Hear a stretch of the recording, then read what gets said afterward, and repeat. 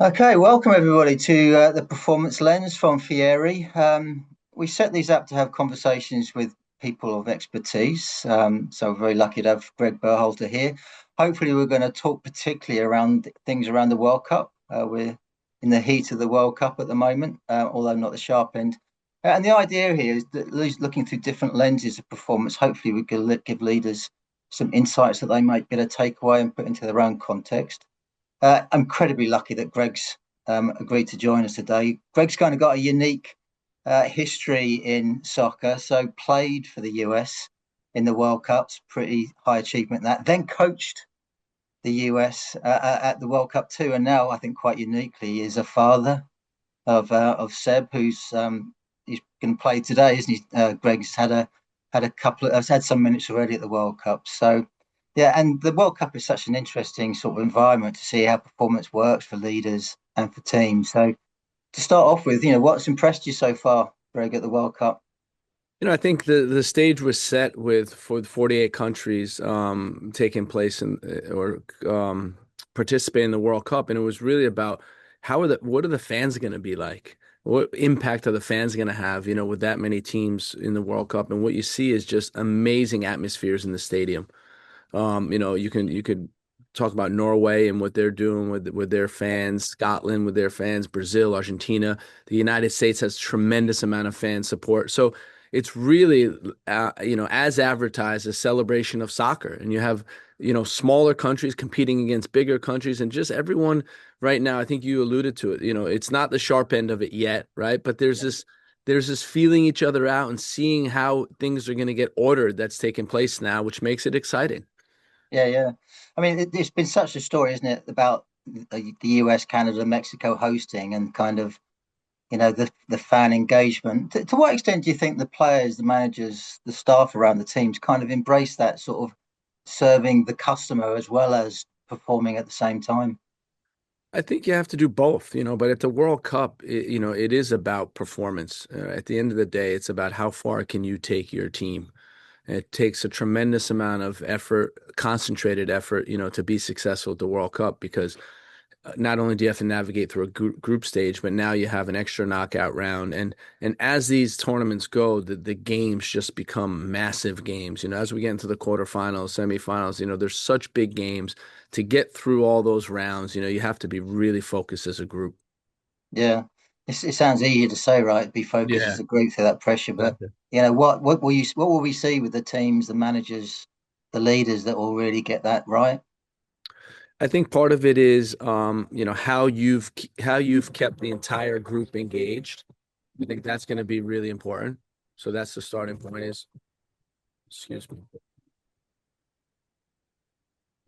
Is what's the engagement of the group? Have you kept the whole squad engaged in the process throughout? Because it gets long. I mean, some of these teams have come into camp end of May, and now as it stretches into July, you're together for more than a month. So it's keeping everyone engaged, keeping everyone focused, having the right rotations, and then creating momentum. And you do that Yeah, by, getting good results. And at some point it becomes something that goes on its own, right? It's not something that you have to keep directing because you've created that much momentum.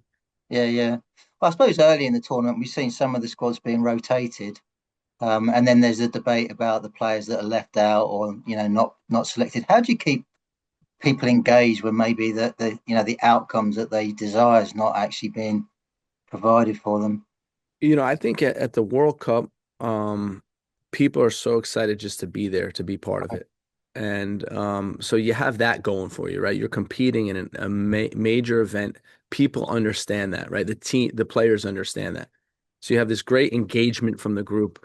Um, and then it's just about acknowledgement, Jason, like acknowledging that it's not just the players that are scoring the goals that are important to the group. It's really about everybody else, giving them a voice, letting them be heard, and acknowledging their contribution, even though they may not be on the field. Yeah. From your experience, what were some of the players that were really great at that? Sort of in a supporting role, perhaps not a starring role. Those are the glue guys, right? That's what we Yeah, like to call them. Yeah. The guys yeah, that hold the group together, whether they're playing or not playing. And those are, vitally important for the team and the team's success. And actually, when you're making the roster, those are some things that you're considering. who's gonna be a great guy, whether they're on the field or not? Who's gonna help, create the vibes in the team? Who's gonna play the music in the locker room? Who's going to do the morning yoga sessions with the guys, on the patio, right? So all those guys are important. When I think back to the 2022 World Cup, guys like Aaron Long and Sean Johnson and Christian Roldan, that were fabulous team guys and really helped create a great atmosphere. Yeah. I mean, what kind of impact do they actually have on the pitch? If they weren't there, would it really matter? What's the reality and outcomes? I mean, I remember vividly this scene from the England game. And I showed the players it after the game. We have the panoramic lens, so we see everything that's happening on the field, right? And at halftime of the game, the referee blew the whistle. All of our solutions, we call them solutions, which you call reserves, got together, walked onto the field to greet our team as they're coming off the field. Everyone from England's side walked into the locker room and left the players alone to come into the locker room. Right. So, that's an impact. That goes a long way. I mean, there's small things that you can do along the way, whether it's conversations, whether it's actions, whether it's competitiveness and training, to really create an environment of togetherness. Yeah.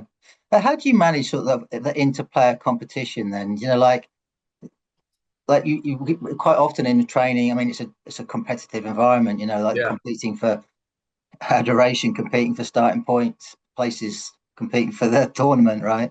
How do you sort of make sure that competition actually doesn't start to undermine, you know, teammates and that they still can feel that sense of support? How do you balance that? I think, first of all, embracing it, being very intentional about how you talk about it. We think that, you guys were the first thing is we're a team, we're a brotherhood, we're a collective, right? We have everyone's best interest in mind. But if I'm competing against you and you're competing against me for a starting position, and we're both trying to be excellent and we're both raising our game, the end result is we're both going to be better, right? And it's going to help the team. And I think that's the concept that you want to work on. Competition is really like side by side, we're pushing each other to be better, and that's a good thing. And then at the end of the day, right? It's not our decision whether we play or not, Jason, right? Yeah, Someone has to pick us, right? So at the end of the day, there's some part of it that's out of our control, right? We've done our best, we prepared, we pushed each other to perform at our best levels that will help the team. But at the end of the day, the coach is going to pick who starts, and then we have to live with those decisions. yeah. With the teams that are currently at the World Cup, which team has impressed you that they've really got that balance right? You're seeing that kind of Yeah, individual and collective balance for yeah. I mean, I think excellence. Argentina, the interesting thing about Argentina is it's very, very clear that everybody's playing to compensate for Messi because Messi makes the difference. And he Yeah, has made the difference, right? He scored every one of their goals so far in the games. But it's very clear that the whole team is structured around him to protect him, to work for him, and he's gonna end up scoring the goals. With France, it's a little bit less clear, even though Mbappe has been definitely standing out. I think they have the best roster in the tournament. But there's a lot of guys that you can see are pushing for their spotlight and what they're doing. But having said that, I think the newest updates with the coach about him being his mom having passed away and him going back, I think that's going to unite them and actually be a rallying cry for them as they go yeah, through the tournament. yeah. So the French manager's gone home because his mother's not well, right? Yeah. It's so is that what is that then? It's just sort of balancing people's values, making it more intrinsic, holistic, rather than kind of extrinsic stuff. Yeah, I think it's gonna just give them another layer. I mean, you have a ton of motivation for the World Cup, right? To win a World Cup, only six countries have ever won it, right, in the history of the tournament. France once lost the last one, won the previous one, so they have a ton of success. Mbappe's never lost a World Cup game. Isn't that crazy? So I mean, like Quite a single game. Yeah, it's amazing what he's been doing. But and then you add to the fact that you have this rallying cry, for a coach who is going to be his last World Cup. He experienced this travesty in his personal life, and I could see the guys, using that as another layer of motivation to help them. yeah.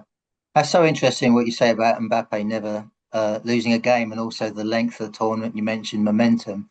in a business setting, a lot of leaders kind of go, how do we get our people to go again? Yeah, Go again, go again. I mean, exactly. how do people in the reality, how do they keep Yeah. going through the tournament? How do you actually achieve that? Because there's a finite amount of time, right? Right. So there is that's the one thing about sport, so the difference between sport and business is like, you lose a game on Saturday, next Saturday you have an opportunity to make it right? Or next Wednesday, depending on your schedule. And business is a different cadence. And I think in business you have to try to find the wins where you can get them to create that momentum. I think you need to segment the result period, right? Where you can get results in a shorter period of time instead of waiting to the end of the year, right? Or end of the quarter. So there's different ways to do it, but sport, is I think is the truest sense of how to get, you know, wins and inspiration. But on the other side of it, it's also you're also quicker to get consequences for lack of performance, right? Right. In Yeah. business, business, you don't fire someone after one quarter of lack of performance, whereas coaching, you lose 5 games, you could be out, and Yeah. that's Yeah. it's a lot more volatile than the business Yeah. world. So what can business learn from that pressure then, and that sort of that weight of consequence? I think it's like anything, and you know me pretty well, and you know how I work. It's really just about staying in the present. Right. No matter what pressures surrounding you, it's focusing on today, focusing on now. And when you do that, it helps to alleviate pressure because there's things you can do in the present that could help the team and put the team on the right track and really keep the main thing, right? Because the pressure that we call it, a lot of times is external. Yeah. It's external pressure, and if you can isolate the team from that and really focus on your work today, focus on the process of getting better today, I think you can overcome some of that. Yeah. Again, it feels quite easy to say, right? I mean, having Yeah, sort of seen your work, like, yeah, and the amount of intrusion in like a soccer football media. So yeah. how do you sort of segregate kind of the external noise from actually you allowing yourself to focus on the important things now? What do you do? Yeah, for me, I'm quite disciplined. I don't read any of that stuff. So I just Okay. isolate myself from it, Right. and I do that intentionally because I think it's a distraction. And the reality is you have enough things that happen within the group, right? You're managing enough on the day to day that, all that does is add, another layer of unwanted distraction. So, for me, it's, just focusing on the team and focusing on the staff and how we can, collectively improve each day. Yeah. I mean, the World Cup is going to be tough for the staff, right? I assume because of how long it is. For all of us Northern European lot, the weather's going to tire us out as well. I mean, Hmm. how do you? I mean, burnout is so prevalent in the Yep. workplace now. I think how does the staff kind of cope with that, intensity for such a long time? What advice would you give people going through Well, similar? yeah, I think the fortunate part of the cadence of games is, you can give the guys a complete day off. Right. Whereas at Qatar, because we only had 3 days between games, it's really difficult to give someone the time off. But the result was a shorter tournament. But now, after the game, Sunday, they're back at their home base on Sunday. You can train, you get the rest of Sunday off. You can have all of Monday off and then hit the ground running on Tuesday. Um, so I think that's a way to do it right there. That's a way to do it. You also, you can work in shifts with some of the staff. If you sense some groups are a little bit more burnt out, you give certain people an afternoon off here and there. So there's ways to do it. But again, it's all about Jason being trying to achieve, right? And understanding, okay, here are the dynamics that are in play, and how do I compensate for that? Yeah. I mean, I think having worked alongside you, seen your work, Greg, I think one of the things that was so impressive and to learn from is actually the ability to keep staff and yourself working at intensities for long periods of time and it not feeling too difficult because, as you say, that, the real intentionality about it and the sense of connection. So the work didn't feel like it was burnout, even though there were long hours. I mean, what would how would you like? What would your advice be? Somebody in business, like that, to allow people still to work through periods of intensity, long hours, but without it burning them out. What advice would you give? Well, to me, that's an easy one, and it's all about, this sense of a shared purpose, right? So being very clear with your vision of what you're trying to do, and that is, Jason, that is incredible fuel. A really strong shared vision, shared purpose is incredible fuel for working long hours. And when that's clear, when everyone's united in that and connected with that, then it is easy to work those hours. Yeah. I mean, because you've been in so many settings as an elite performer, Greg, what would you say sort of rubs off you in terms of your sense of purpose that people feed off around you? I think I do a decent job at sharing a vision of what we're trying to do, setting the stage for how we're going to do it, and then going out and doing it. And again, it doesn't have to be, even though we're in such a competitive business, it can be enjoyable what we're doing. It can be fun what we're trying to do, but it's a real task, and I think I always try to set really lofty expectations for the group, really high expectations for what we're trying to do. And I think that's part of it. Yeah. Well, what if the team fails to achieve those expectations? What happens next? Yeah, I mean that's a part of it, right? There's consequences for it, and I think part of it is figuring out why, right? And in the soccer business, there's so much randomness to the game of soccer that can derail the results, right? And part of that is noise, and part of it is reality, right? And so, there's an example, I give the Copa America as an example, is, we were a little bit off, we got a little bit unlucky, we had some random things happen that derailed the team, and all of a sudden, I'm out of a job. But that's also, that's also part of what we signed up for. Yeah. This is a very competitive business, and there are consequences for lack of performance, and you just have to accept that. And no matter, even if there is randomness and some things that happen that didn't get the results, the reality is you didn't get the results, right? And that's part of it. Yeah.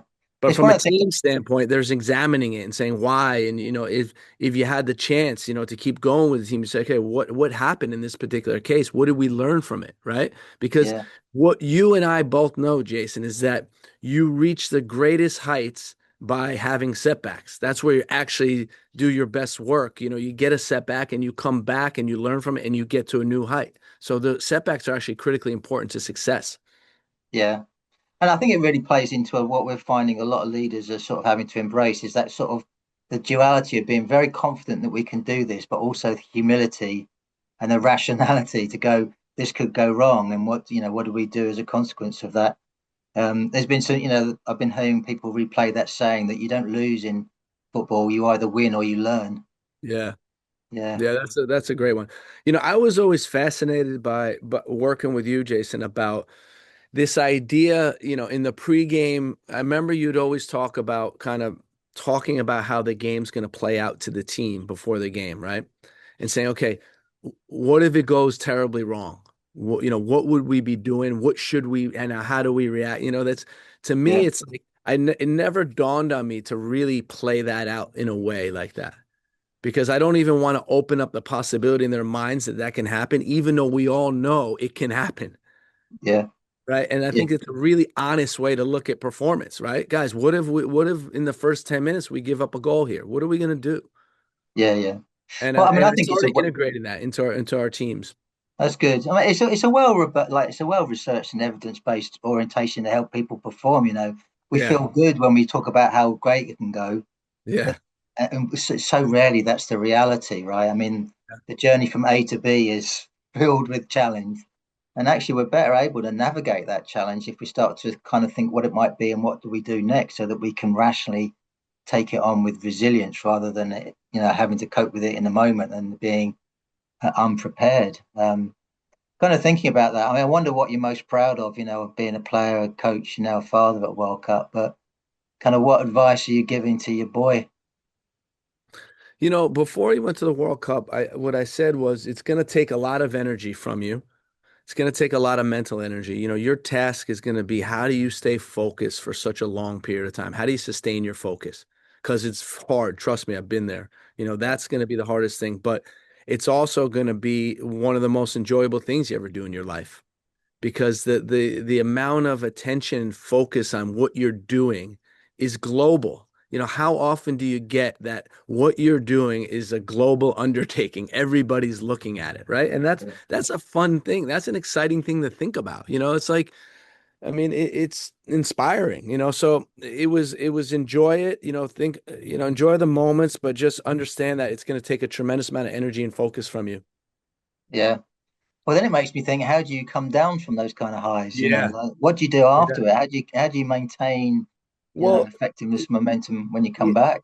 you know, it's a great question, and it really, I don't know if you remember Darcy telling the story, but he won the World Cup with Germany.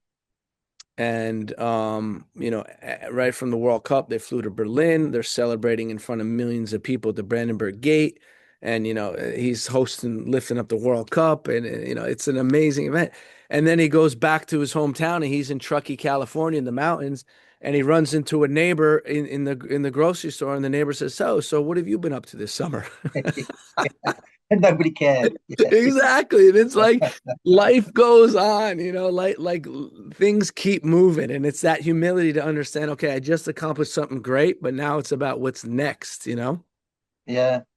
I mean, this is the reality of life for people in business, right? Yeah. I mean, they definitely are in it for the long game. You know what? I suppose if we came to close, if you go, listen, leaders, look at this, learn this from what you see at the World Cup in terms of performance, resilience, decision making. What would you say is a great lesson?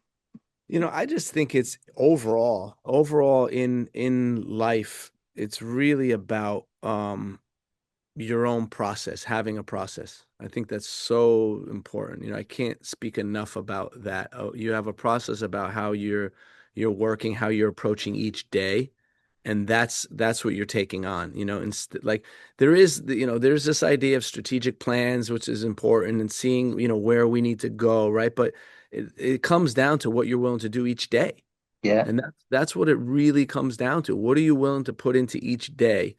Um, and then repeat it over and over and over and over and over. And then when you can do that, when you can stack days upon days upon days, you know, you really have something. yeah. I think people were surprised from that. That's a gift from success in elite sport. Is what it's not all like, bangs and whistles. It's actually Yeah, just repeat, repeat, repeat. exactly. Uh, Exactly.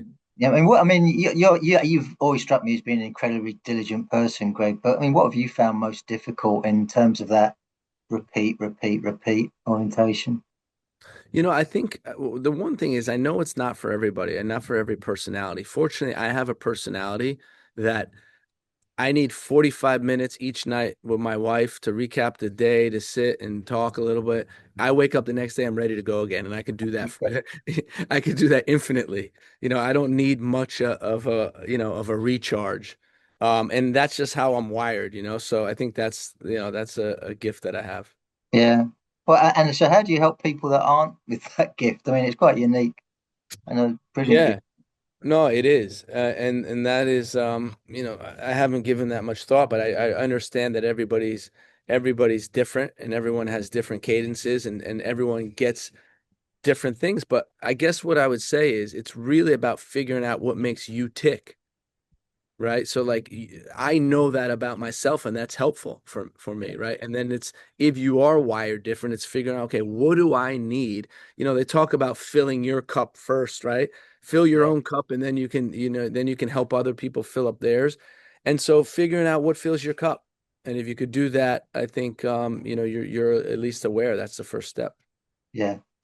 Greg, thanks so much. I mean, how you've come across here, I think, really reflects kind of what I observed of you when I was so lucky to work alongside you with the US team. And I mean, you role model that kind of excellence and the ability to work hard and with focus, and yet still be interested in other people and what works for them, and allowing them to, to sort of find out what's the best for them. And so hopefully people have taken stuff from that today. So thanks so much.